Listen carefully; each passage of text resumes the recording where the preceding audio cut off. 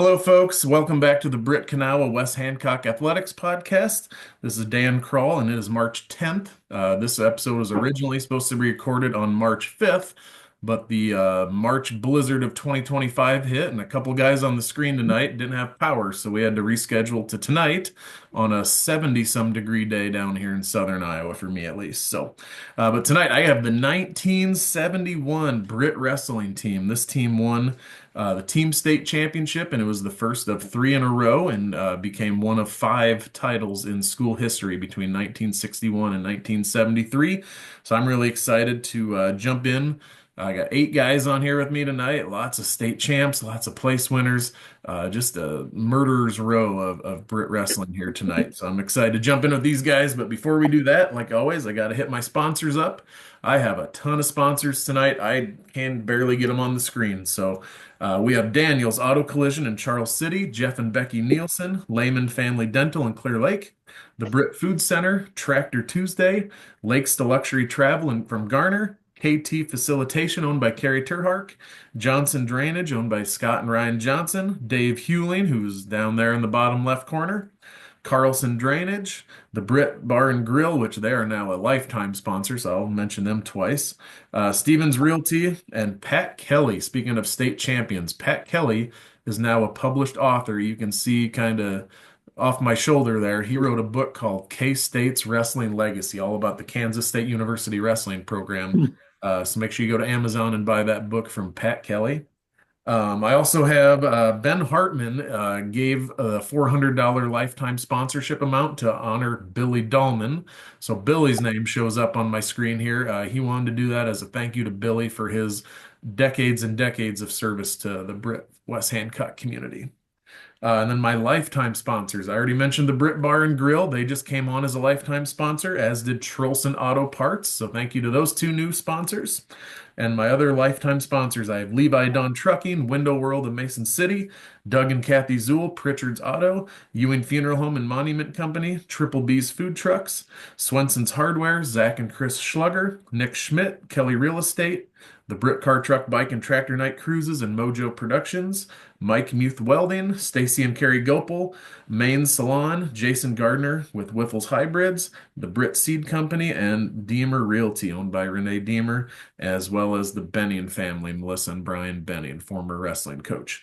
A lot of sponsors. I was telling these guys, holy cow, we have money pumping in to the Sanger Legacy Fund. It's pretty awesome to see this much support for this little podcast and the Sanger Legacy Fund. So thank you to all those people.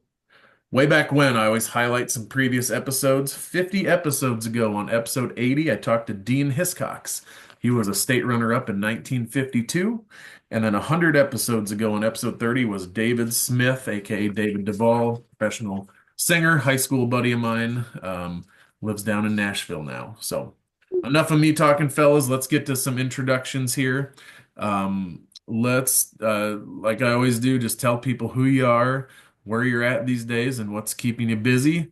On my screen here, I don't know if it looks the same for you guys, but let's kind of go clockwise with Dwayne and then Paul, Dan, down to John, over to Jeff, over to Dave, up to Cliff, and we'll end with Dave Howlett in the middle, if that makes sense. We'll go with that and see what happens anyway. So, Dwayne, tell everyone who you are, what you're doing, where you are these days. Okay, I'm Dwayne Don. I'm married to Linda. We had four children. They're scattered out all over the United States. So we're trying to get, means we're in retirement. We're trying to get to visit them more often. With me semi-farming, I help my brother's farm. It's pretty hard in spring and fall. So I'm still in Britt. Haven't been out of here for, we've been married for 52 years. My wife still works part-time. So that's me. Awesome. Paul? Yeah, Paul Swanson, and I still live in Britt too. And I had three kids. One's in the area, and one's out in Sioux Falls, and one's in Mason City. And we have five grandchildren, and I'm retired. And my wife's still working a little part time. I guess that covers it. Dan? Yeah, my name is Dan Kalstorff. Just recently retired in October from a 50-year career in construction. I have three children. My oldest daughter is Danielle. She married Mike Stentrude's youngest son, Michael. And our second one is Tyler. He lives in Clear Lake. And our youngest one is Sheila, and she lives in Britt. And so just kind of a short story of myself. I'm married to Ren, who has been a teacher for several years in the Brit system, and she just recently retired herself. So Kind of came back and then retired again and subbing. Yeah, you can't keep her out of that place. So, correct. yep. I'll tell you guys real fast here. Mrs. Kalstorff's one of the reasons I went into teaching. I was in her classroom as a high schooler and just had a blast watching her do her thing, and she encouraged me a lot to do what I do. So, John, down in the bottom corner. I'm John Hagan. I'm currently in Surprise, Arizona with a classmate of most of ours, Janice Larson, who is Turner now, and we live in West Des Moines when we're not in Arizona.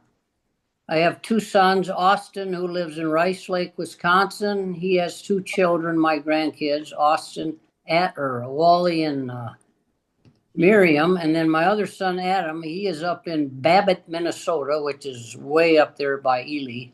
He's a wrestling coach now and a physical education teacher, and he just started the wrestling program last year, so I'm kind of proud of him. Awesome. Jeff. Yeah, Dan, it's good to see everybody here. Again, Jeff Stevenson. I live in a Sun City, Peachtree community outside of Atlanta, Georgia. I was a long time ago. I can't even hardly remember it. Dean and a vice president at a number of colleges and universities. I'm now retired. I've been married to my high school sweetheart, Liz Stevenson, for 49 years. We have two sons who live in Florida, and they live together. They're 40 and 35, and they live together, which is kind of amazing for siblings to do that at that age. So anyway, that's a summary of what I'm thinking about. Nice. Dave Huling. Dave Huling. When I left Britt, I went to Nyack and then came down to Iowa City, the university. Graduated from there, got a job at university hospitals, and worked there for 42 years. I got into high school officiating, football, basketball, softball, and through that got into helping the Hawkeye athletics. So for the women's basketball, I'm their timer. For the men's basketball, I'm a spotter for the announcer. And then I'm back up for football for the 40-second play clock. Nice. And I'm a season ticket holder for women's basketball. So Dave and I spend a lot of time in the season message each other back and forth and having a good time talking some Hawkeye basketball. So got to know him over the last couple seasons. Yep. Cliff. Yes. So I guess after high school, I got off the farm for a while.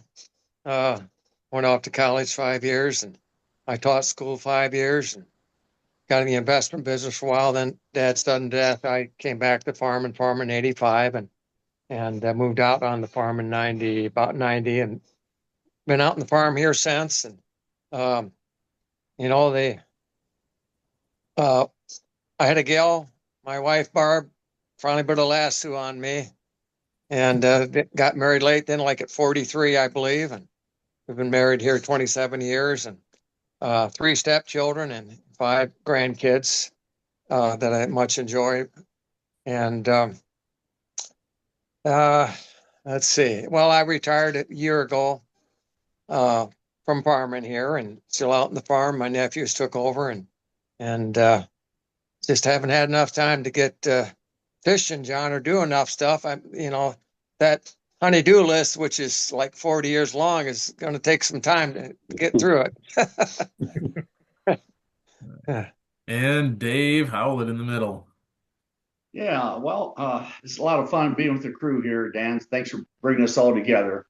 And me being just the kid of the bunch, it's kind of fun. And I can, tell a few stories about my seniors here coming up later. But anyway, I live in Huxley, Iowa. Taught at 3 different schools: Clear Lake, Waseca, high school industrial arts, wrestling coach. And the last 30 years, Ballard High School in Huxley, and retired from teaching in 2013. Did some delivery for Carl Chevrolet, kept my concession business going until I think right before COVID. I decided to hang that up. And I have a son in Denver, Colorado, Louis, and a daughter and a granddaughter. Both live in Cave Creek, Arizona. I've been married to Pat for 38 years, and we live here just a stone throw from the football field. Come and see us. Oh, and also, I know some of you get to Clear Lake, Iowa quite a bit. We rent a cottage year-round, 102 2nd Avenue North, and we're only 4 blocks from the surf ballroom and a block from the Lady of the Lake and a couple blocks from downtown. So a great location. Come and hang out sometime during the summer. Look forward to seeing you. I'm hearing a new podcast sponsor coming up here in a little bit. Dave's Rentals or whatever it's called. Here we go. So I'm going to hook him into the lifetime sponsorship. That's on. I'm writing that down.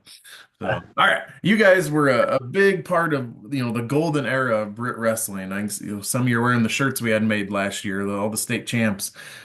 Give some background here on Britt Wrestling. Britt was state runner-ups 1956, 1960, won state championships in 61 and 62, runner-ups in 66, and then 1970, the year before we're going to talk about tonight. Individually, 22 state champions, 14 runner-ups, and that, of course, included Bob Steenledge, the first ever 4-time state champion in school history. The award for the best wrestler each year is named after Bob. So you guys came in. Program was pretty strong, lots of tradition. My question to you guys is, knowing that history, what was it like for you guys coming into this and being a part of this program that was kind of a big deal in Britt and around the state of Iowa? What were some of your thoughts about, now it's my turn to wrestle for Britt? I'm just gonna start calling on people. So.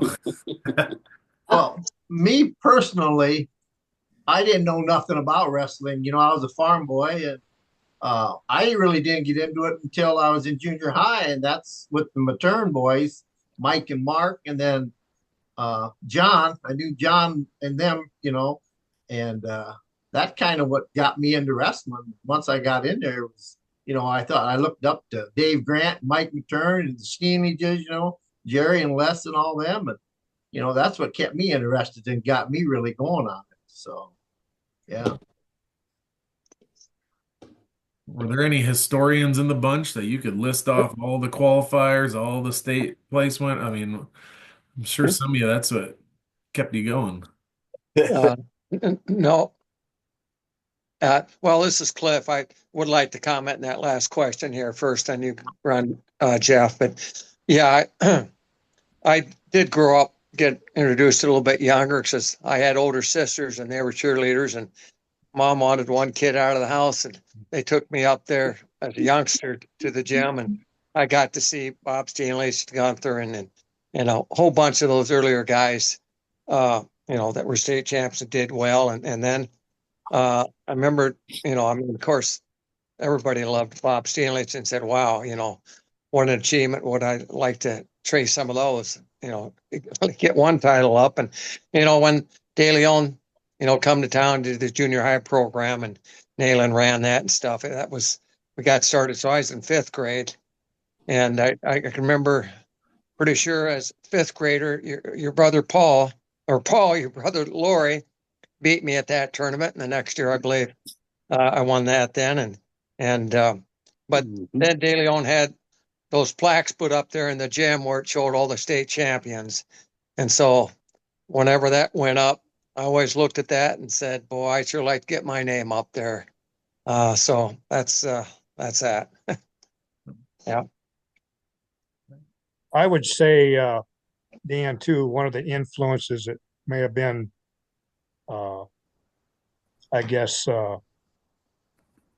influential on all of us would be that 66 team. Yes. They were very successful, very interesting individuals. I had a brother on that team, in fact. And I think that team influenced us quite a bit as well. Amen to that, Dan. That was a great team. Yeah, we were seventh graders taking the pep bus, watching them as much as we could. Yep. Yeah, that team, I followed it pretty close too. My sister married Irv Nelson, and he probably should have been a state champion. But Yeah. it was fun following that team. That's kind of what got me interested. Side question here that weren't on the notes. How many of you were at Bob Steenlich's fourth state championship match? Did any of you guys go to that in person? Was there a lot of opportunity to go to meets like the state tournament? We'd That's only pretty been far like back. we'd been like 10 years old, 9 years old. Yeah, When you he was know, at anyone state. like your So we dad didn't took get- you down, like, Yeah. let's go watch this, or was it more just let's listen on the radio and hear about it later type of thing? Yeah, for state that'd be true. Like I said, I see him at dual meets there at Britt, but yeah. Let's talk about Coach DeLeon here. Al DeLeon, longtime coach at Britt. Ron Meyer was his assistant at the time.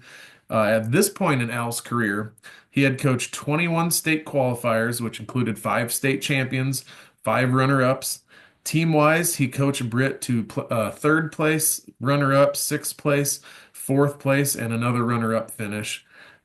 He was becoming this legendary coach. When I was a kid, growing up, going through school, I heard about Al DeLeon and the program and all the success in the 60s, 70s, 80s, early 90s. Still somewhat in the beginning stages of this legendary career. I mean, he'd only been the head coach for 6, 7 years at the time. It's your time to share some Coach DeLeon stories. Anything you guys can remember, want to talk about? Ron Meyer, too. What do you guys remember about kind of wrestling for a young Coach DeLeon? I'd say, that I think I loved wrestling for Al DeLeon, and I don't think people talk about that enough because wrestling's a tough sport, and you gotta love what you do to really be good. And he did all he could do to make it fun for us. And he and Lois would have these little parties after the end of the season, and they were really part of a program that I think kept us interested throughout the years because a lot of us were cutting a lot of weight. And but Al was fun. Yeah, we invited him down to the University of Iowa when I was there because he was so fun to watch work with kids. He took a bullwhip down. He started snapping the whip on the wrestling mat. This is a true story. And only Al would do something like that. But I mean, it was fun because wrestling's a tough sport. And so I think he was a great coach. And I think that people maybe still don't recognize that, because like Cliff said, he started this grade school tournament and then he took us to Mankato. I know, John, you were at that Mankato State thing. I can't remember who else. Yeah. And so he did all he could do from the very beginning. You get that muscle memory going from when you're young. That helps you so much when you're at a high quality high school like we were that played, really that wrestled really good people, I think. So. Well, he had a very impressive resume himself Yes. that I think was very influential on all of us as we've seen the success that he had in his wrestling career, and very impressive. And he's a humble guy, very inspirational. And we were fortunate that that Al actually started the legacy. He authored that. He gets the credit for that. But he probably had the best, in my opinion, assistant coach that we could have ever had, Ron Meyer. Yes. Mm-hmm. Yeah. And what I appreciate, Ron Meyer, Al took on, and basically, I don't think Ron Meyer wrestled at all, if I remember right. No. And Al taught him everything, and he showed all the technique and moves, just like he's been doing it for 30 years. And so it was a great find in Ron Meyer, and then also with the football too. And he also helped drive you and make it fun, and was there if you want to stay late for practice, and so yeah, both Ron and Al, just amazing combination. Yeah, and like Jeff was saying, so much fun and the dedication. And I didn't get my start to wrestling until whenever the elementary tournament was, probably third grade for us. Third, fourth, fifth, I don't know, or fourth, fifth, sixth. But yeah, a lot of good names in those tournaments, and a lot of those kids ended up being state champs and state place winners and from those early starts. So Al was dedicated, an awesome guy. That was a coach. Yeah. And Ron Meyer, he was, when he came in, he was first my junior high coach for 2 years. And then he also did the varsity by the time I got up to there, I guess. But yeah. And, Brother Dave and I, we always were staying late after practice. They have to try to kick us out of there and go home. And so, I mean, either I'd be working with Dave or, Meyer would roll around a lot with me and so forth. And that helped and meant a lot to me. That's for sure. And yeah, of course, I had that earlier, session. I, spoke a lot about De Leon, but yeah, I just can't say enough about him. He's like a second father to me. I totally respect that man, how much he helped me. And he got me my full scholarship at Drake. I mean, he taught me the wrestling, the skills I got to get the 2-time champion and, to have the free ride down at Drake. So that's a big deal. Most people have heard me talk about El De Leon. I think the world of him. Without El De Leon, I wouldn't have been as good as I would have been, him and my father.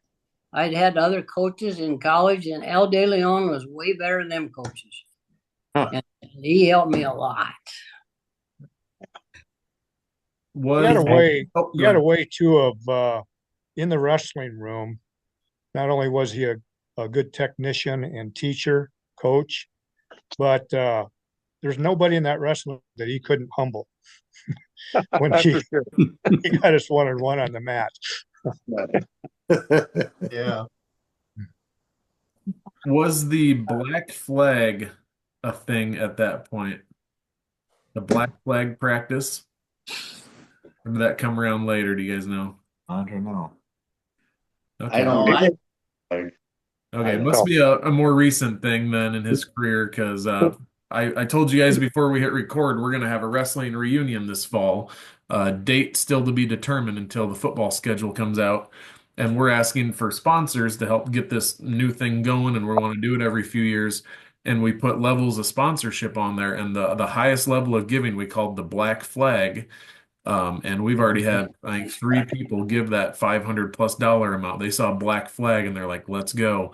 That was an Al De Leon phrase. So I just was curious if that started in your era or maybe that was a later era. Yeah. So more info to come later. Yeah. Say, Dan, Yeah. the term that we used was called killer drill. Killer drill. Killer drill. Oh, There you go. And if you did Yeah. something wrong, like late to practice or I don't know whatever, I can remember having it once. And so you go up and down the lineup, have 20 different people wrestle you till you're worn down to a nub, and then what? So yeah, that's what we had. And then Al would finish it off. And there Right. you go. Yeah. So it's like the gauntlet. Yeah. Yeah. Yeah. How many of you had to do that? By show of hands, how many had to do the killer drill? Hey, Paul, you were about once a week, weren't you? Pretty regular. Didn't learn. Oh, Yeah, that was and the- I got to jump in on what Jeff said earlier. He goes, wrestling's a tough sport and you have to find ways to enjoy it. I got 8 studs on this podcast with me, and I'm a basketball player. Every once in a while, my buddies and I, after track practice, would wrestle around on the mat and just see what it was like.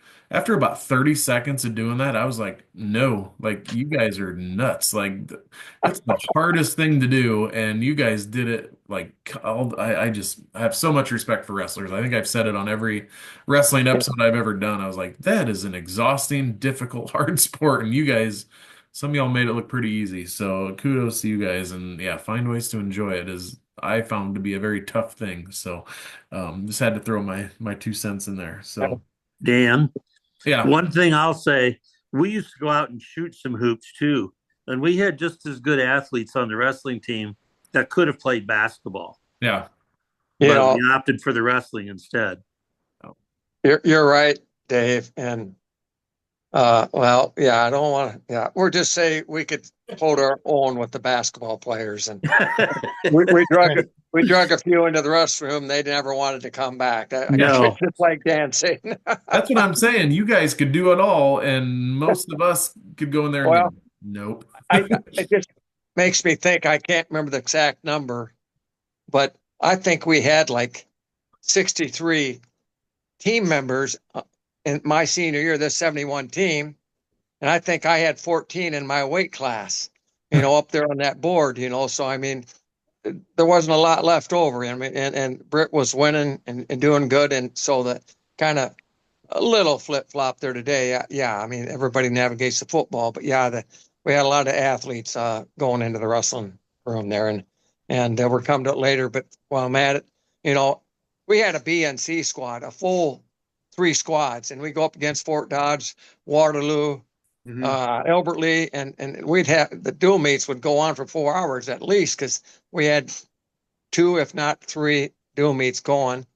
And I swear that our B squad, you take somebody like Billy Dolman on there, somebody else helped with some other names, they probably could have got second in state behind Britt varsity that year. They were that good. Yeah. Yeah, for sure. Yeah. But to go back to what we were talking about earlier, Dan, I think people don't realize how good the program was. It was our internal and external motivation that we put into it. But Al was so important. And I think, I mean, my brother was voted the most valuable wrestler in the grade school tournament. Mark, he said, I'm going to go out for basketball. And I just argued with him day after day. Do not do that. It's more fun, and you'll probably have more fun. You have a lot of team things going on.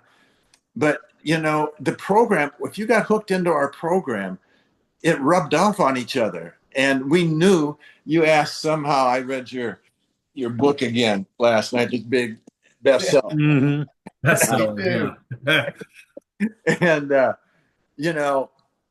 it was really neat to be a part of that, because we knew we were going to be good, but none of us thought we were going to win it.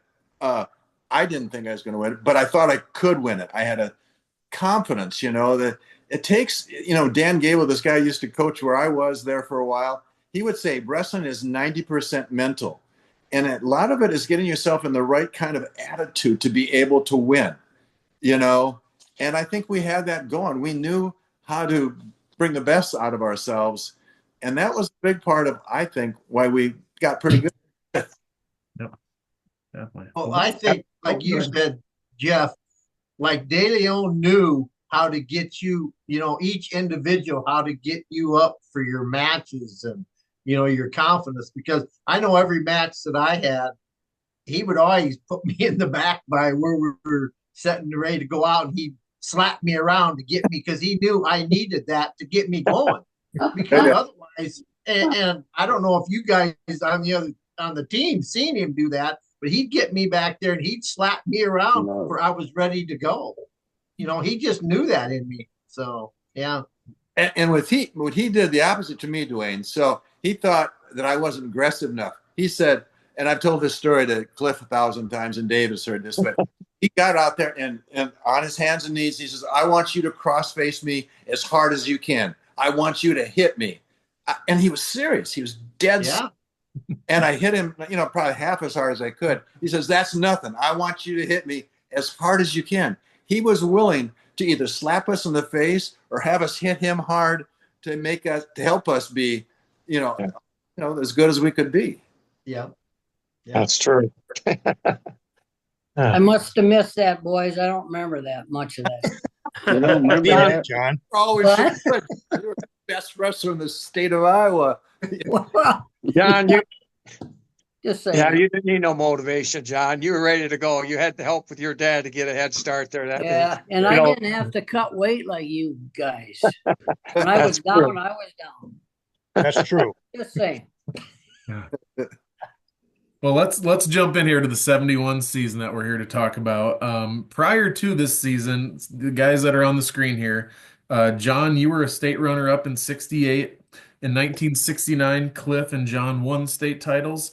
And then in 1970, when you guys were runner-ups, Cliff was fourth, Jeff was a state qualifier, Dwayne and John won state titles. So there was plenty of success going into the 71 season. It obviously didn't come out of nowhere. John, you were going for your fourth state finals appearance that season. This was your senior year, the 1970 into 1971 season. John, were you feeling any kind of pressure at all to get to that fourth title match? And then Cliff, double question here. You guys answered how you want. You had won a title, then took fourth. You were going into a season as like, I won a title, didn't quite get to my goal again. I gotta get there again. What kind of pressure were you two feeling going into the season, if at all? Um, the only pressure I had is I'd set a goal way before I came to Britt.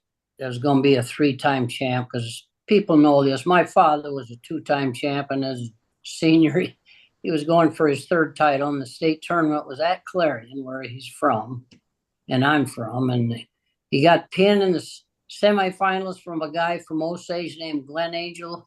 He was ahead 8-0. He must have been looking at my mother. It was across the street there. And so that was my goal, to be a 3-time champ. I always felt pressure every match I had because nobody likes to lose, and I know I did. How about you, Cliff? What were you feeling going into this last season?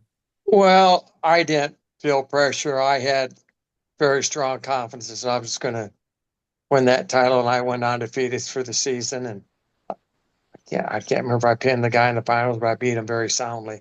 I screwed up my junior year. I talked about that before, and that was going to happen again. So it was a fun season, and of course, being with all these studs on this team, we had a lot of success and we had a lot of fun together. And I'm probably jumping off the question here, but maybe I should shut up then. No, you're good. You're good. Let's talk about your dual season here a little bit. I'm going to go through the list here and talk about any of them that you guys remember, any good stories to tell. You started at Clear Lake and you won that one 32-5. Home against Mason City, 26-16 win. Then you went to Fort Dodge and lost that duel 22-19. Beat Charles City 38-8. And then you rounded out the first half of the season at home against Algona and won that duel 29-20. And then January come around after Christmas break and New Year's. The day after New Year's, you guys went to Clarion and won that 20-19, so just a 1-point win. Eagle Grove, a 23-17 win. Had a 1-point loss to Osage at home, 22-21. You went to Iowa Falls and won 23-17. At Belmont, a 23-16 win and a 28-15 win at Hampton. And you ended the dual season at home against Estherville at the end of January and won that duel 37-10. As I was reading through those, what memories come back to you guys? What do you remember about that regular season and your duels? You guys remember, did we have one meet where the B squad wrestled? Was that Fort Dodge? You remember that at all? I think Fort Dodge, some of them jumped up a weight, a couple of you. Yeah, I don't think we had all the starters on there or something like that. It was the lineup had a bunch of B's, and our B squad, there wasn't much of a drop off between us guys and the B squad.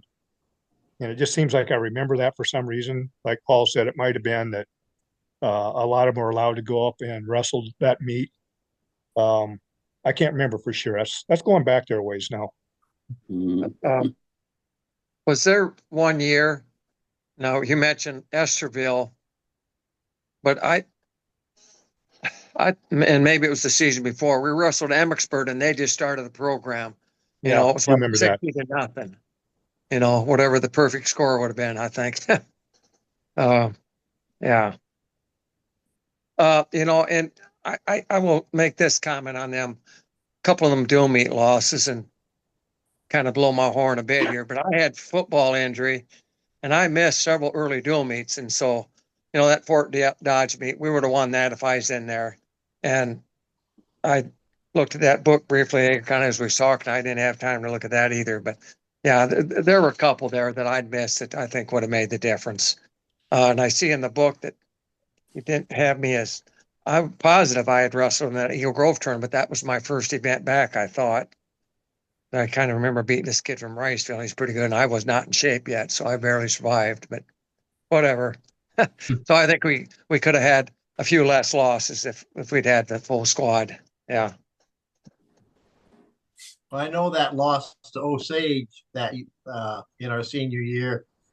I personally, I felt I lost that meet force because I got my clock cleaned by that kid. I was, I think the meet before I'd hurt my shoulder, and then I went out and I was sick, and I got beat 10-0. And I kind of felt, personally, and it was like Jeff said earlier, you take everything personally because you're the only one out there that can, give points to your team and stuff. And that I really felt, that really kind of put me back, knowing that I had lost that force. So, yeah. Yeah. Well, if you're hurt and sick, that's okay. What do you do? Yeah. Well, You guys are just reaffirming my theory on this podcast that we mostly talk about the losses than the wins. You lost 2 duels, and guess what we've talked about for the last 2 minutes? The 2 losses. Yep, 2 losses. Yeah. well, It's in a winning program and a winning culture and environment that we have at Britt and Kanawha and West Hancock. Those are the ones you talk about. Like going back to Iowa women's basketball, we talk about the national title losses, and we don't talk about the 5 wins leading up to that. A lot of the time, it's you go back to the losses. That's just good culture, good program. Those hurt.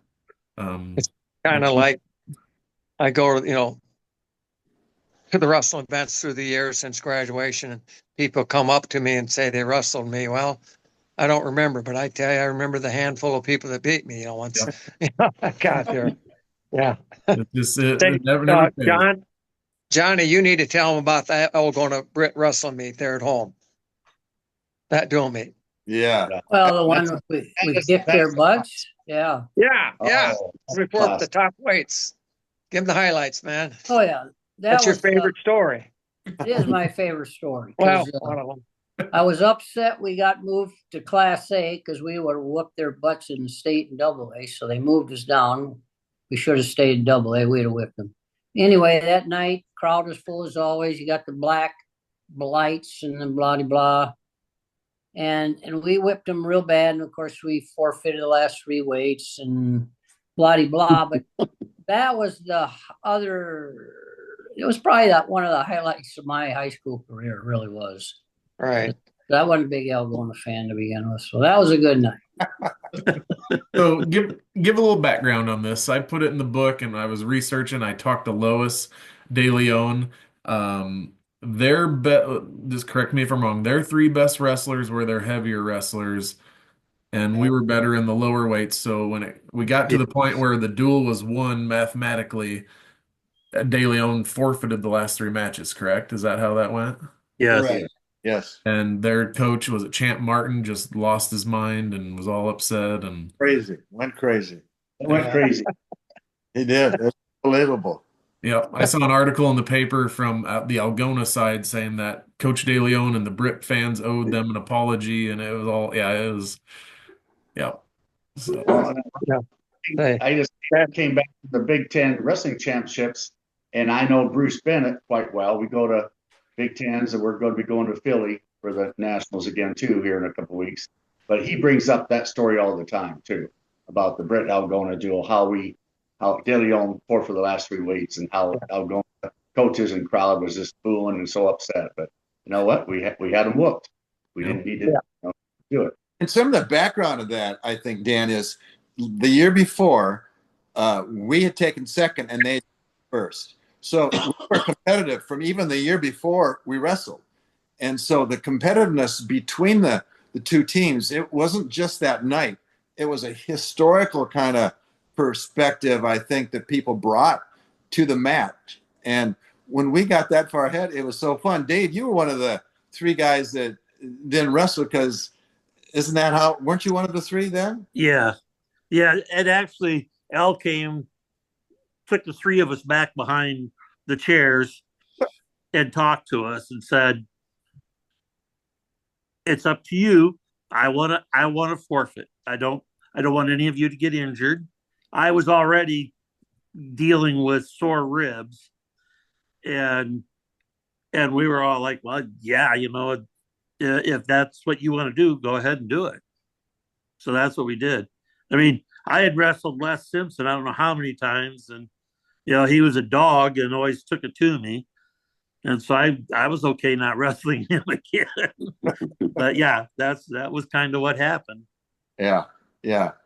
Well, yeah, that's a good point, Dave. Yeah, they were so angry because we had them beat. Now they got their 3 state champion, or I don't know if they're all 3 champions. No, they weren't, but studs up there, and yeah, they were going to be out for revenge and try to put some hurt on us, and so that was probably a wise thing for the coach to do. But yeah, Algona hated it.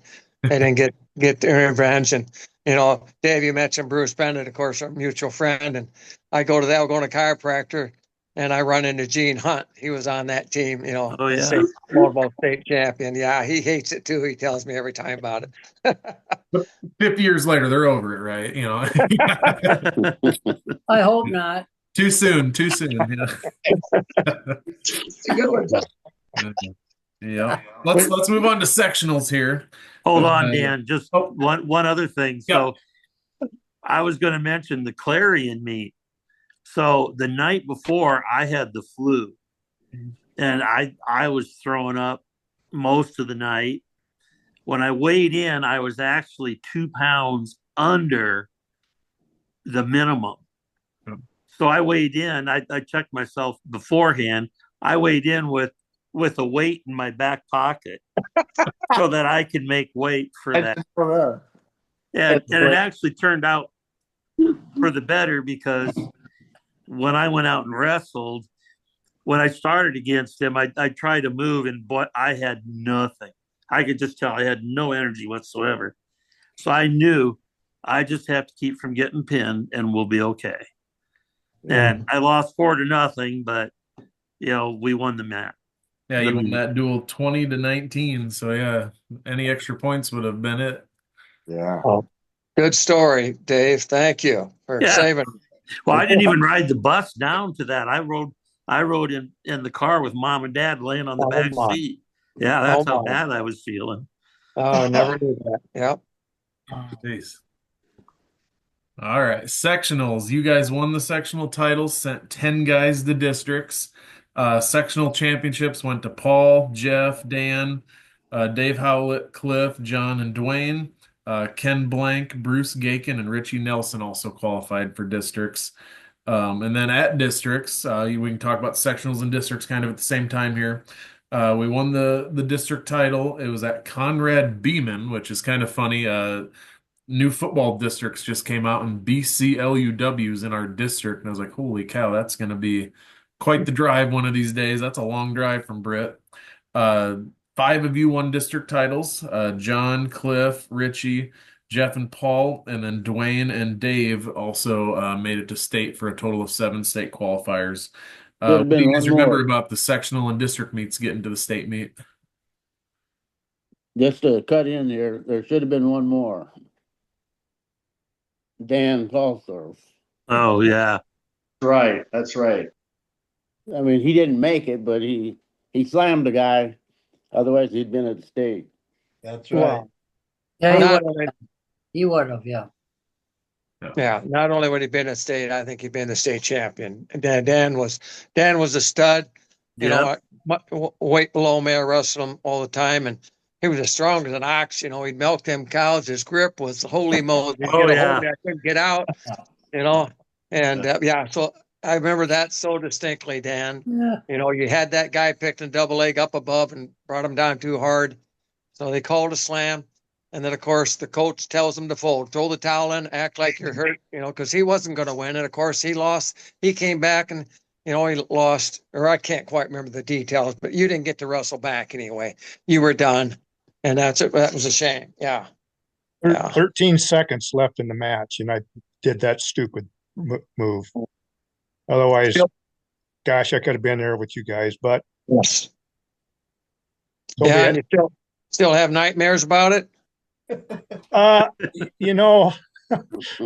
thing about wrestling, you want to achieve, but when you have something like that, it can motivate you in life. So as you go down through that journey of life, things like that can be a motivator. And I guess if I was to, contribute anything to the success I may have had in my career, it would have been to that event right there. But Yeah. Yeah. Well, I know but I had that. the privilege of being us guys were not just teammates, we were friends. Oh, yeah. And for me, it was such a pleasure to watch my friends have the success that they had and to be a part of their we worked out in the wrestling room. I mean, we were not only friends, but a lot of the achievements that we may have experienced was because we went up against each other. And we were part of that, iron sharpens iron. And when we had tryouts, man, we were what guys? What were we? 8, 9 deep. Yeah. Every week we had to try out with guys that were really good, and they contributed to the success that we experienced or we've seen. Wow. Huh. Well, yeah, that's well said, Dan. Yeah. Yeah. What do you guys remember from sectionals and districts before the state tournament? Any close calls? Any upsets? Just pure domination? What that look like? What I Well, remember on the district is a long way, and I never heard of that town. Yeah. Well, that was too bad, but yeah. yeah. So you probably wrestled some guys you hadn't wrestled before. Maybe you guys were coming from a different direction of the state and not so lucky for them to have to run into Brent at that point. Well, for me, what I remember, Dwayne should have been a state champion. He underachieved that year, but he had the ability. I do remember that, Dwayne. I felt bad for you. That should have turned out better than it did. And the one I think that blessed me the most was Paul, and how he worked through his career, and to see him go into that and could have easily been and should have been a state champion. And so watching these guys achieve what they did for me was a tremendous pleasure, because they were not just teammates, they were personal friends. John, I expected it out of you. Yeah. And Cliff, I expected it out of you. But Well, thank you, Paul Dan. But and Dave, what you accomplished, Dave, was unbelievable. Well said. Dan, you helped sharpen me, no doubt about it. Thank you very much for all the workout times we did. Yeah. Yeah, I just remember in district when I got, I was ahead of that kid and I was just cruising. And when he threw me in that, he was a freestyle wrestler, which I didn't know until after the mat when he threw me in that, whatever it was, and pinned me. And I remember coming off the mat, and I remember De Leon saying, well, that kid's a freestyle champion during the summer. And I didn't have a clue. Yeah. Yeah. So. Hey, I want to make a comment about Dwayne. If I'm not mistaken, was that where the announcer started calling you Dwayne Dugan? Probably. Called you Dugan ever since? Yeah. They couldn't pronounce that Bohemian name, Don. That's a German Irish name. Is it? Oh, okay. Yeah. German Irish. Anyway, Dugan, Dwayne Dugan. Not bad. Just to talk through that I wasn't in that senior class, obviously, but we won that state championship. We had 60 points. Greenfield was second with only 32. We doubled their score. We totally dominated the group there. But I never thought for sure we were going to be state champions, because there's so many schools in Iowa. You don't know what kind of wrestlers they'll have. But obviously, we really dominated the state tournament. And that's how I would look at it, at least. What was the preparation like going into state? Did De Leon keep things mostly the same as business as usual? Did you do anything different or special to kind of prepare for being in a bigger atmosphere? How'd that look? Well, one thing I remember, I was a little guy, 105 pounds, and a freshman. And I'm trying to keep up with these senior studs and Jeff and everyone else way above me. And of course, I had my goals that I wanted to get my name on the wall, just like Cliff did. And De Leon, I think, had Lois sew up these sandbags. And it was like, how come I get these big heavy ones and these bigger weights get the little ones? Yeah. And I think Al did that on purpose because I would lose more weight. But I remember running those darn bleachers, and then sometimes on a Sunday afternoon or we'd go to the elementary school, run the halls, go up the steps. But the treat was we get to go swimming afterwards in the pool. But that was pretty awesome. The workouts that we had, you felt like you could just go forever. So if there was an overtime, no problem, because we were well conditioned. And I really looked up to all you guys. Richie Nelson and I were the freshmen, and we got to be a part of a lot of good years. But you helped lay the foundation, just like the Steelages and Grants and stuff before that. But what an awesome team! What an awesome team! But like Dan was talking about, and Dwayne Dugan,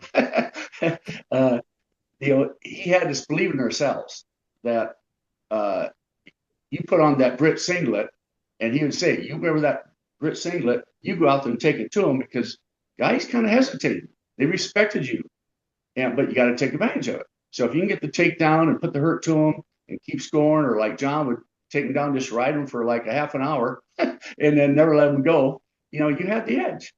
But you guys made it fun and motivated me. I thought you guys all were state champs. I mean, you had the ability. And Dan Colstorff, you mentioned Paulie Swanson. I think you just lost by a point in the finals, I would believe. But I was just amazed how you improved. I mean, yeah, we all thought John was going to win. I thought Cliff would probably win a second title. And Dwayne and I thought you would win a second one and up the line. But Paul, you surprised the heck out of me how you came out of nowhere. But I think that just tells you the good workout partners that you had. And when you have 8, 9 deep in your weight in the constant tryouts. And I'll maybe touch on tryouts that I had, maybe later on that went into preparing you, for that. So Al knew when to rest us. It gave us a little light workout, more conditioning, but he knew when to wrestle us hard and work on technique too. So I remember too that even though I was heartbroken, I wanted to help Cliff. And so I went back into their practices when they prepared for state, just to help Cliff in his preparation for the state meet. And for me, that was an honor. That's not something you're going to see hanging on a wall. It's not something you're going to see in hardware. But when you have a personal friend, and like I say, we were all great friends, we were able to, or desired to help our teammates succeed and be a part of that success with them. Yes, I remember that, Dan. And once again, thank you very much. That means a lot. Yep. Good friends, and help each other. Yeah. A little off the subject, but so Bruce Gaken, was another partner I worked with a lot, and I didn't think he was that good, and he won state next year. He really came on strong. I mean, I think I taught him a few things, but boy, he improved and won that state. I'm still always amazed by him too. Yeah. What a blessing to see that. Yeah. I used to wrestle him in practice, Cliff, and he was 2 weights ahead of me my senior year, and I always beat him, and usually pretty bad. But he had, I don't know, he just was cool, in this time. I think one thing that I want to mention, people asked me after I won the state my junior year, they said, "What do you feel like? Did you feel like just full of joy?" And I said, "No, I felt relief." See, I'm serious. I felt relief because it's you out there alone. There's thousands of people watching, and you have a team you're trying to win for. There's a lot of I don't know if you guys ever felt anxious, but I felt that first year state I was just overwhelmed. This huge auditorium, and then the next year I felt a lot more confident. And the way your attitude has a lot to do with how you do, I think. Well, for John, it was just another day at the office. Every match was that way. He'd get a double leg takedown and right, Right. get reversal and then ride the crap out of him the rest of the time. Yep, Or nothing. Most of the time. most of the time. No sense taking chances. All that matters if they raise your hand at the end of the match. That's exactly right. I And would I like to remember give, you saying that, John. You didn't want to take those chances. 4-0's good enough. You're just going to keep down the mat there. Yeah. yeah. I would Well- like to say something about some of our other teammates. Because as somebody mentioned here, we had guys that I know were at least placed at state. But they couldn't even get to state because couldn't make team. But Terry Dummett, Yeah. Mhm. Yes. we Bill had Dolman. Bill Dahlman, we had guys. Joe Cook was a good wrestler. Yeah. Yeah. Absolutely. We Mark had a lot of McKern. guys. Mark McKern. Good wrestler. Paulie could have made a team once or twice, but he had that Stevenson guy in front of him, and then. But we had great wrestlers, and we had lots of them, and I just want to give a shout out because we all practiced with those guys. So whoever brought that up was a good idea. That we got to compliment them other guys. Yeah. Good point, John. Yeah. So you guys went to Ames. The tournament we know nowadays is always Des Moines, always downtown Des Moines. But the state site had rotated on occasion. Like you said, John, even your dad's back in the 50s was sometimes at a home school in Clarion. So 1971 was actually in Ames. It was in Des Moines the year before, and then I believe it was the year after, 2 years after, then it went to Des Moines, and it's stayed in Des Moines ever since. Talk about the arena, the gym. Where was the state meet in Ames? Was it at Hilton? Did they have another facility at the time? Do you guys remember that? Yeah, it was the old Armory building. Yep. Okay. And it wasn't very big. Hilton wasn't even up yet. In fact, when I went to Iowa State, they were building Hilton in 72. But yeah, it was a dump. But the thing I didn't like about it, once again, I didn't like getting dropped to Class A because we would have whipped Elgona on. Yeah. Plus, there's a little more. They think there's better wrestler, but I believe we wrestled our final matches in the afternoon, and then the 2A and the 3A wrestled at night. So we're up in the stands watching those guys, and I remember that. I didn't like that. I think it was there, or it could have been at Waterloo my first year, but I think there wasn't enough room for. It's probably held 5,000, 4,000. Yeah, I think you're on the ball there. And There wasn't much room. what want to comment? I don't think anybody has it. So yeah, we whipped Elgona the dual meet. They won state in 2A. We won state in one way, but we wanted to beat them head on. At the state tournament, we would have done it there. But yeah, Good point, Cliff. I think it would be fair to say we probably had the toughest conference in wrestling in the state. The teams that we had to go up against were some of the best teams in their performance as they went forward as well. yeah, you bet. And another thing, if they would have had the state duels back then, we would have won that too. No doubt. Yeah. Let's get to the state tournament here, the state meet, and some results here. Dwayne, at 132 pounds, you lost your first round match to Tim Zinger of Wilton Junction, 4-2. And that ended up being your only match of the state tournament. Dwayne, what do you remember about that match? Well, I remember I knew how to ride with the legs, but I didn't know how to get out if someone rode me with their legs. And that was my biggest downfall there. I knew how to ride with legs because that was just the way I wrestled once I'd get the guy down. But the guy knew how to put the legs in, and I couldn't get out of it. So, and I felt that really, I felt terrible about it because I felt like I left the team down for doing something like that because, you're state champion the year before, you got a little expectation, kind of like what Jeff said, that first year, you're just in total awe that it happened. You never expected it. And then the next year you kind of figure, well, I'm going to get there again and it's going to be me again. But you also get the feeling that people are out to get you. People are out to, beat a champion. And the kid did. I just wish they would have had wrestlebacks, Yeah. but then you didn't have wrestlebacks back then. And so it was kind of, yeah, that's, Yeah. And on that same line, I want to insert a comment. Back in our day, we had 8 qualifiers go to state. It was pretty special just to get to qualify. Then down the road, they went to 16, and now they have 32 qualifiers per weight Yeah. class. Wow. And, they've cheapened it up. And there were some people looking at that state tournament book that barely had a winning record that are down there at state. So it's not quite the same, guys. Yeah. And there was there 10 weight classes? There are 12 weight classes. Now there's 14, correct? That sound right? Yeah, too many. Yeah. Yeah. Yeah. Some schools can't even fill a lineup yet. They keep No. adding. And then, of course, guys, if we had the old, what was it, the 56 team on here talking?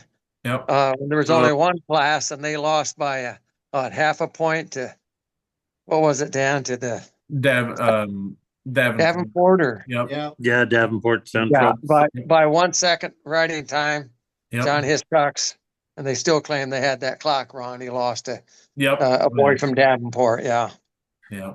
This Dave Howlett, 105 pounds, which was me in like second grade. I always like to bring up that I don't understand how some of you guys can be that small in high school, but good for you. You won in the first round over Kevin Griffin of Gilmore City Bradgate 4-1. You lost in the semifinals to Murray Fenn of Carson, Macedonia, 5-4 loss there. And in the consolation match, you came back and beat Paul Johnson of Norwalk 3-0. Dave, what do you remember about your first state tournament run? Well, I was pretty excited to make it, and I wanted to be a part of that team. I knew it was pretty special, having all those upperclassmen, especially so many seniors. It was amazing. And so I wasn't feeling any pressure. My senior year, I felt a little pressure, but that freshman year, it was just all fun and exciting, and there was no pressure on me. But Cliff helped me out in this one. I think I lost to Carlson or Murray Finn, maybe by a point, 5-4 or something. Yep. And was that the match where I was around and all I had to do was like hook the ankle, and I would have had the 2 reversal to win it? Was that the match? Or That's the match in the semis. And I was Matt's side. I thought about that after that last one. You needed to put the leg in for crossbody right. You had the ankle, but you didn't have control. If you would have stepped that in, you'd had 2 and you'd been in the finals. And you looked at me like you had no clue what crossbody right or putting the leg meant, And so, yeah, you sat in that position for the longest time and right. Get her done. Yeah. All right, but that was an exciting time, and I was that close to making the finals. But I was happy to have the chance to come back and get the third and help the team. And like Jeff shared the points, we were pretty dominant, that first place team there, and it's fun to hear the stories from the upperclassmen and everything. And I was just fortunate and blessed to be a part of it. And I got a comment on the Howlett brothers here. If you've seen the episode I did with these guys, I don't know how long it was, less than a year ago, probably now. These two were concerned that they might not remember a lot of things to talk about in a podcast.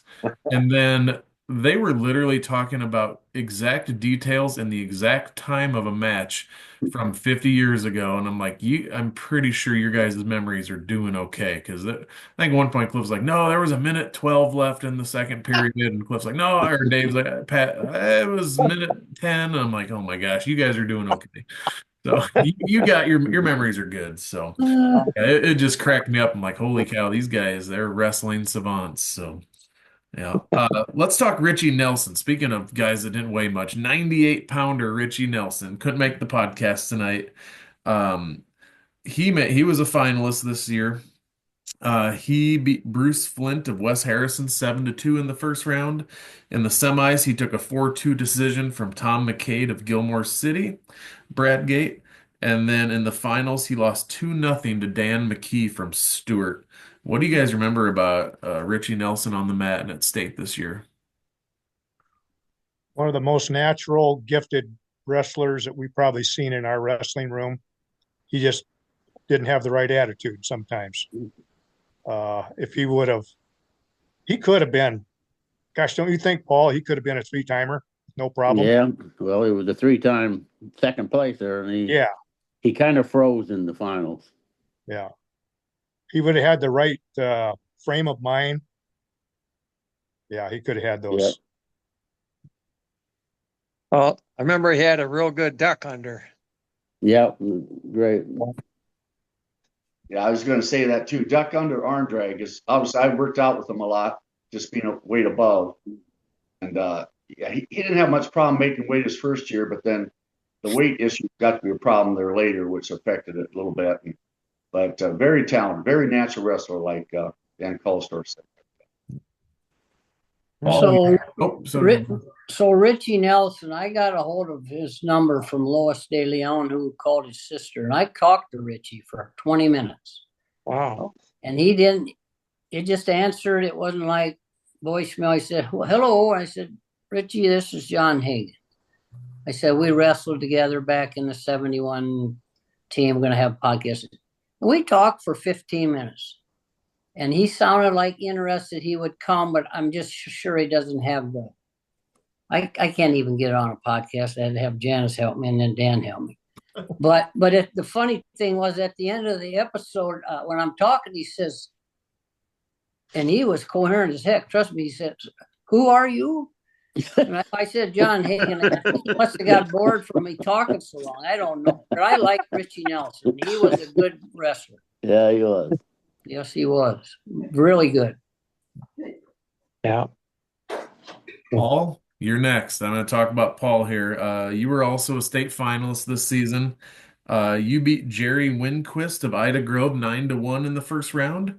In the semis, you beat Dan Sawyer of Greenfield 3-1, and then in the finals, 1-point loss, 5-4.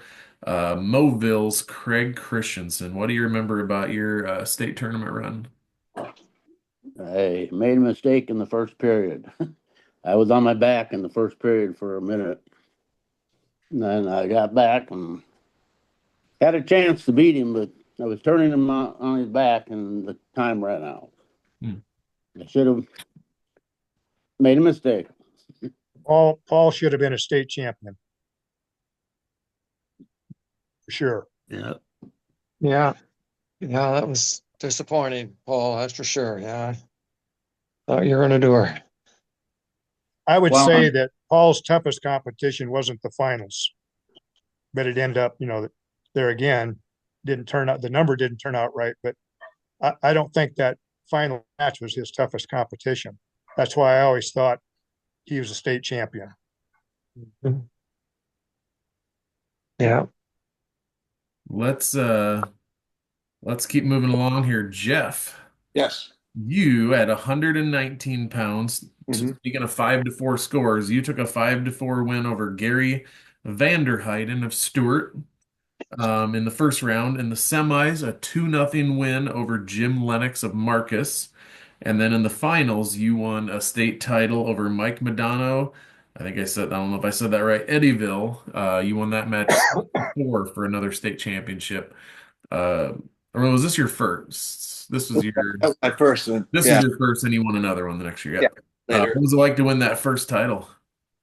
Like I was saying before, it was relief. But I will say that I want to talk about not just me, but some of the other guys and give my comments on that. So John, I saw in Predicament magazine, he was thought to be the best high school wrestler in the state of Iowa by some people, many people actually. And so this is the guy who's a stalwart wrestler on the team, and I wrestled him. I started out my freshman year and he's a sophomore. I was a 95 pounder. I mean, I'm 5'10" now and I weigh 155, but I was little then. And you couldn't score a point on him. He was unbelievable. And then I think a Cliff. So I was recruited by Drake, and I said to the head coach, if I went to Drake, and I was thinking University of Iowa and Drake, and I said, could I get a full ride scholarship here? He says, we've only had one guy who's ever got a full ride scholarship, ever, he said, Drake. Do you know who that was? Cliff Howlett. So, I mean, these are two of the best wrestlers in the state at that time. And Iowa State, which at that time was better than the University of Iowa. You know, they went after John like crazy, I think. And so then, you know, we were just a real strong team. I see all these guys. So I'm a year younger than Dwayne and John and Dan and Cliff. But that class above me was so talented. And I just always felt that way. And I wanted to say that since you gave me time to speak about it. Go ahead. I'm sorry. I kept you off. Go ahead. Yeah, that's good. Well, we didn't mention your brother, Mark, either. Yeah. You talk about an animal. That Yeah. kid, unbelievable. Yeah. Yeah. Well, you know, he would have been a four-timer. He was behind 2-1, and the very end of his match his freshman year, he was 6 feet tall and wrestling 112. Think how skinny that is. And he had the other guy's leg like this, and then he just lost his balance, that little twig legs of his, and he got, a point there at the end. So much of it is if your mojo is flowing, if that makes sense to anybody. Sometimes you're into it, you don't think about it, and it happens. And other times you freeze up and you don't even know it. So you asked me what that first match was like. All I wanted to do was win, because I had lost the first match the year before, my sophomore year. I didn't care. And you mentioned me on the phone, well, why you just barely beat that guy? Yeah, I want to make sure I won, you know, because winning is the name of the game, you know. So anyway. Speaking of winning, the last two guys we're going to talk about here, Cliff. This is the crazy. We talked about how wrestling's gotten maybe watered down today with more qualifiers, more classes. In Cliff's first round match, he beat Jeff Reinholtz of Manson. Pin, 3 minutes 56 seconds. Did you guys know that was the only pinfall you guys had the entire state tournament? And now you look today, it's pin or be pinned is essentially right now in the high school world. It is literally first and maybe second period pins. Occasionally it gets to the third period, and a lot of times those matches end in a tech fall. So this was literally the only pinfall of the whole state tournament Cliff got in the first round. And then the semifinals, you beat Roger Redenbaugh of Tri-Center 7-0. And then in the finals, you took a 4-0 decision for a state championship over Tyrone Kruger of George. Cliff, talk about getting back to the top of the mountain after maybe not up to your standard state tournament the year before. Well, as I probably commented earlier, I was on a clear path going on to be that year. I had complete confidence in my abilities. I just had to keep my mind off of other items, John, and stick to the task. And I did. And I do remember that finals match. What did you say the finals match score was? That was 4-0. Just 4-0. Okay. I thought it was more than that. But anyway, my sister-in-law, Dave's wife, is from Northwest. Well, she was from Adrian, Minnesota. But this Kruger guy was right south of her, and he was a stud wrestler up there. And she had comment in later years, and we got to know him that, that I'd beat him 4-0 done. And I don't know. Yeah, so he was supposed to be pretty hot stuff up there, and I didn't have any trouble taking him down and ride him and put my points up, I guess. But no, it was, I loved wrestling. It was sad to win that last match and have it all done. I didn't really feel any pressure. I don't think much that whole year. I was just going to win, and that was all there was to it. I was just trying to keep up with John. That was awful hard to do, John, I'm sensing a theme here tonight. You're the guy they like to pick on more than anybody. Yeah, what is this all about? Hey, wait a minute. I got one other thing that I thought about John. I was going through my stuff, can't find my medals, but I found, De Leon would give out like these $50.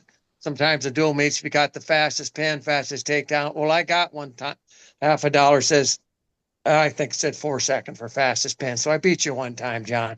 You really did. Well, good for you. But you had a few others. I know you had the fastest pin of the season and da da da. Wait, John pinned somebody? Because in the research I did in the book and the stats, John Hagan, it's like 4-0, 4-0, 4-0, 6-0, 4-0. And then one match was like 28-2. And I texted John or messaged him. I said, "Is this a typo?" And he goes, "Not a typo." And I'm like, Yeah. "No, if you ever pinned anybody, it was just like that constant four, like you got your couple moves in and then you just rode the guy out." I was like, that guy is a machine. So Yeah, that was junior year, and then senior year, De Leon told me to open up. So I think it was our first meet of the year that the guy had beaten 28-0 the year before from Mason City. He said, "Britt," and I was opening her up, and he took me down right off the bat. So then I ended up beating about 11-2, but I said, enough of that opening up stuff. Almost lost. Although you did have a 9-second pin. I did, yes, that's right. In Belmont, against Belmont, yeah. Yeah, you're right. Yep, I was tight, doing I have a database with every match in school history minus a couple seasons we're missing some, and I'm just like, John Hagan, let me guess, 4-0. Yep, here we go, moving on. That was as predictable as it could be. So yeah, steady. John, here we go, 112 pounds. This was your fourth state tournament. And eventually here we'll talk about your fourth state championship match, but only had been done a handful or two times in state history up to that point. In the first round, you beat Doug Schilling of Solon 6-0. In the semifinals, you beat Rodney Fouch of Logan Magnolia 8-0. And then in the finals, again, this was your third state title and your fourth finals appearance. You beat Warren Burkholder of Waco Olds 6-2. So you gave up 2 points in 3 matches en route to your third title. Talk about the significance of what you did. I think you mentioned at the time when we were wrestling, there were very few 3-time state champions. I think I might have been the 11th, give or take. So it didn't happen like it does now. It's every year you get 3-time or 4-time. So that was pretty special. Plus, as I've stated many times, my goal was to be a 3-time state champion. And it was to avenge my father, who should have been a 3-time champ. A side note of that is my first state tournament match as a freshman was against Warren Burkholder from Waco of Olds. He was 28-0, and I was not. I was like 13-11, and anyway, he was undefeated, and he's a senior, and I beat him 5-4. Then, of course, I had to got beat by a guy from Clarion, who was my hometown. I wouldn't even made the team as a freshman at Clarion. But my other titles, so I wrestled with his brother in the finals. So it's kind of ironic. I beat a Burkholder in my first match and a Burkholder in my last match of state, which is kind of unusual, I would think. Yeah. That's crazy. Yeah. I don't think they probably like you, that Burkholder family. Probably not so much. Well, the other thing, I'll say one more thing about Waco Olds. So my brother was a coach at Denison for years, and he had an assistant coach named Lonnie Cantrell. You know who was the coach as a freshman, and the guy I beat a Burkholder in the first round from Waco Olds? Lonnie Cantrell was that coach. So then he ends up being my brother's assistant coach 5 years later. And then Lonnie, unfortunately, just died about 3 weeks ago. But that was kind of coincidental, I thought, too. Yeah, that is. Yeah.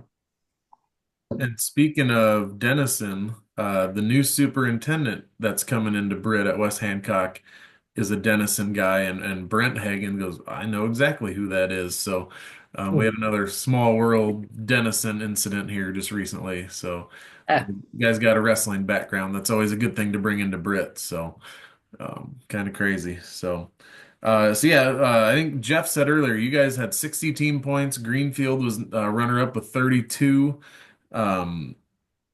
You guys had to have known fairly early in that last day at state that that team title's coming home to Britt. We won titles in 61, 62. Talk about as a team, what you guys accomplished together and that trophy that's still sitting in the case back in Britt. Well, we got recognition from the community. I always thought Britt really supported us. The way I remember it, and again, my memory is not always as good as it could be, but didn't they do a thing for us back at the high school? I mean, they honored us, and I just thought, wow, this is so neat. And the community, we're not just doing this for ourselves, we're doing this for the community of Britt, and high school is all we really had. There's no colleges in Britt, there's no colleges in Hancock County, so when we won those titles, I mean, that was a big deal for our community, I think. I don't know. Janice agrees with you, Jeff. What's that?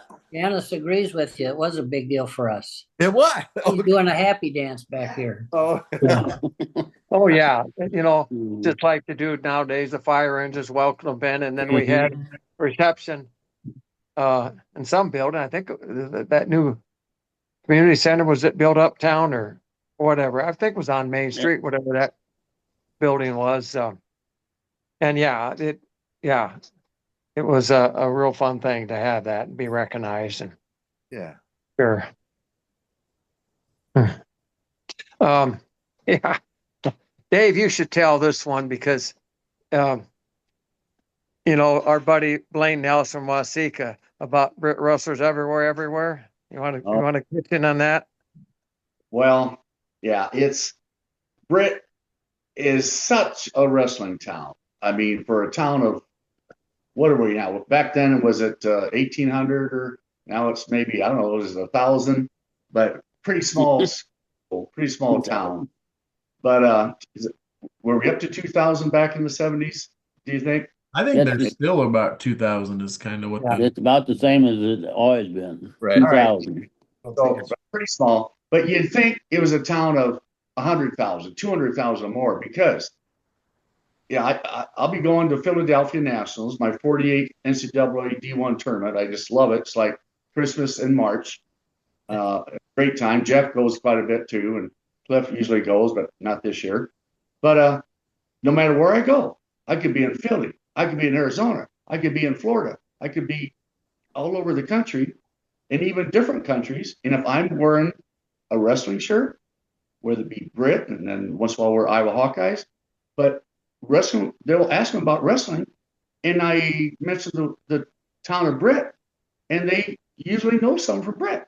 It's just amazing. So well known for wrestling, and Blaine goes it's like the biggest town in the world, Little Britt, Iowa. My buddy Blaine Nelson, because there's people run into from Britt in the hallways between sessions at Nationals every year. It was just so fun, and then so I got to share the Hiscocks story real quick too.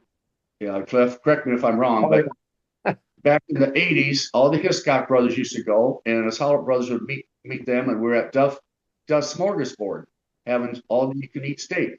You can about imagine how many steaks went down.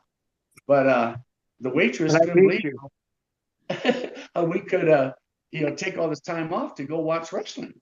And I can't remember which Hiscock it was, but anyway, one of the Hiscock brothers goes, shoot, we're just between jobs, corn picking and corn planting, because they were farmers. But yeah, just great memories of all the trips, and Britt was very well known for wrestling then, and they still are. Yeah, that's great, and that was John, Big John. Big John.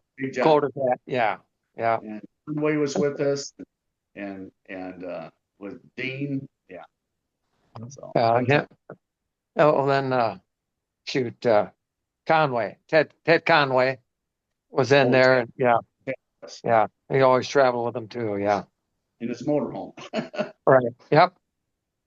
That was Oklahoma City we were at there. Yeah. I was just one thing, Dan, just to put this all in perspective. So we won that title big time, as you just said, 60-32 over Greenfield. And then we won the next year, of course, and then the third straight year. What this team did here that we were all a part of, people started to get to know who we were. And so by the next year, when we went to state, we brought 10 guys to the state wrestling tournament. We got our bus egged. We were like the baddies because and that's true. They literally egged our bus. It's like, like these teams do in the professionals, when they always try to go after the number one team. But that was kind of neat. We were good enough to be egged, So, Well, and you mentioned 3 state titles. You got to remember, you guys were runner-up the year before in 70, and then you were runner-ups in 74 and 75. Yeah. I mean, there was a stretch there where just state champ, runner-up, place winners, just all over the place. This is a perfect place for me to plug the Hall of Fame event coming up this fall. And then we're also doing a wrestling alumni get together that next day. We've done the Hall of Fame. We started in 2022 with 3 classes, and then 23 and 24, we've had single classes. So we've had 5 classes of Hall of Fame. We still have 6 two-time state champions that are not in the Hall of Fame yet. That's how good our wrestling program is. We have categories so we have good diversity of who's going in. And then you talk about the one-time state champs. Then you talk about like the 3-time runner-ups and Richie Nelson and Kellen Smith. We have, I think, 7 or 8 runner-up teams that aren't in yet. It's just mind-blowing to me. And I'm a basketball guy, but I just have so much respect for our wrestling program. It's like it's gonna take decades to get all these guys in. And then you look at Coach Sanger's teams right now. He's pumping out top 20, top 10 teams, runner-ups, a state champ here and there. It's not ending anytime soon either. There's just kids doing great things to this day. So yeah, the Hall of Fame event, the 72 and 73 teams, we're putting them in together. Lois DeLeon is going into the Hall of Fame this year for all her contributions to the wrestling program and everything. I mean, we all know it. There's no great coach usually without a great wife in the background. The Linda Sangers and Lois DeLeons of the world deserve just as much recognition as Bob and Al did. And then that next day, John's brother Brent and Pat Kelly and myself are the wrestling subcommittee for the Hall of Fame. And we decided to do a wrestling alumni event the day after the Hall of Fame. And again, we don't have a date because we do it based on the first home football game. So hopefully in the next few weeks we get that. We're going to try to get together with as many of the former wrestlers, cheerleaders, mat maids, coaches, you name it. And then it's open to the public as well. If anyone wants to come and support, that's great. I'm just picturing this gym full of state champs and runner-ups and place winners and state qualifiers and you name it. And then you guys have mentioned many, many times, it's not just about who made it to state and who did what at state. It's the program. It's the team. So many guys that, some guys wouldn't have been state champs if they didn't have 6 guys underneath of them constantly pushing them to just be on the varsity team and practice with them and spar with them. So it's going to be a really cool event. I can't encourage people enough to come. We're going to do a Mexican food theme to honor Coach De Leon. We're talking chimichangas and tacos and stuff and nachos. A local place is going to do for us. So make sure you guys get out there and get up to Britt this fall for that event because it's going to be a who's who of Britt West Hancock wrestling for sure. So yeah, so that's my little plug. Date to be coming soon, but it'll be that last weekend in August or the first weekend in September is what it's looking like. So real quick here, next up on the podcast, I'll have Iowa State football player Rylan Barnes. I'll have the 4 Hartman brothers, Nick, Josh, Adam, and Ben. Then I'll have John Mallen, and then Kennedy Kelly, who would have been a state champion had there been girls wrestling when she was in high school. She ended up being a good basketball player because wrestling wasn't an option. So lots of good stuff coming up here on the podcast. Fellas, I really appreciate you guys coming on here. I always leave this end part for you to say one last thing to your teammates, coaches, families, whatever. Any last second things you guys want to throw out there? I just want to say it's good to see Dave, Jeff, and John. Yes. Been several years, and good to see you guys. Yeah. Thanks, Dan. Thanks, Dan. Thanks, Dan. Thank you, Dan. And should we be telling other wrestlers about this? Yes. Yep. Okay. Brent I and have Pat and I are in the beginning of the process of reaching out to people. It's hard to like we've been telling people like there's an event coming, but we don't want to send stuff without the official date yet. It's just a matter of it's coming. It'll be this fall. It'll be whenever the first home football game is. So yeah, reach out to anybody and everybody you know that would want to be a part of it. So Okay. definitely. It'll be a blast. Thank you again, Dan, and good seeing all you guys. And you, Dwayne. Yep. Yes. I agree. Good to see everyone. Yep, And- good to see everybody. I have to echo one thing that Cliff said. Dan, you had an iron grip that nobody could compare with. Yeah, well, same thing. Great to be on here with all you guys and teammates and friends through the years. And thank you, Dan Kroll, for doing this. You know, what large amount of time you've invested here to honor the Britt athletes in the community of Britt. We really appreciate it and what you are still doing going forward here. And so thank you and put my name down as a lifetime sponsor. Awesome. I see him not pop up and I just don't ever remember to do it. Now you got me committed on the hook. So All right, we got it documented right here. no backing out of it now. Yeah. Yep. We'll check in on you. Yep. Okay. I appreciate you guys. Well, like I always have this thing at the end, fellas, and I don't care about recognition, but you guys, people say thanks for what you do. I'm like, well, it's pretty stinking easy to do what I do.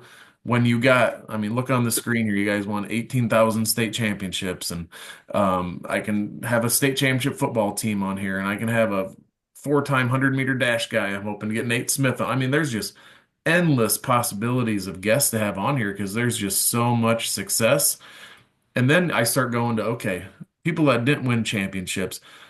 I've done episodes with teachers that have just changed so many lives for the better and just encouraged kids and made our communities better. I'm like, someone's asked me, like, how long are you going to do this podcast? And I'm like, well, I feel like I'm never going to run out of guests. So it's just going to keep on going at this point. So people like you guys make this easy to do. Definitely. So.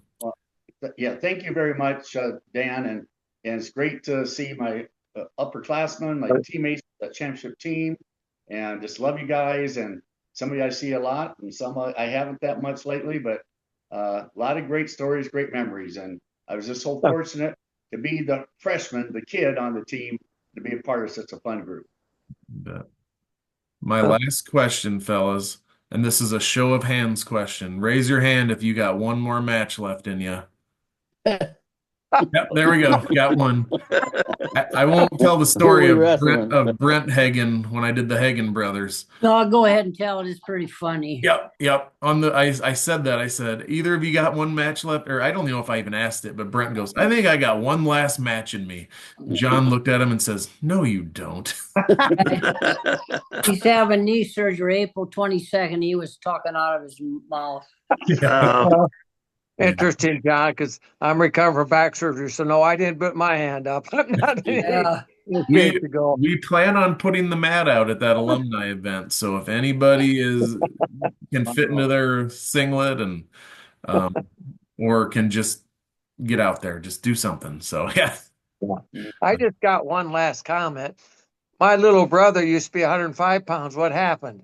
All right, Dave. Don't throw nothing at me. My wife's a good cook. What can I say? I think Dave's got one last inning. I have to go with my brother one last time, show him some stuff. Come to the alumni event and we'll see what happens. That's all I got to say. Cliff, that brought up one thing.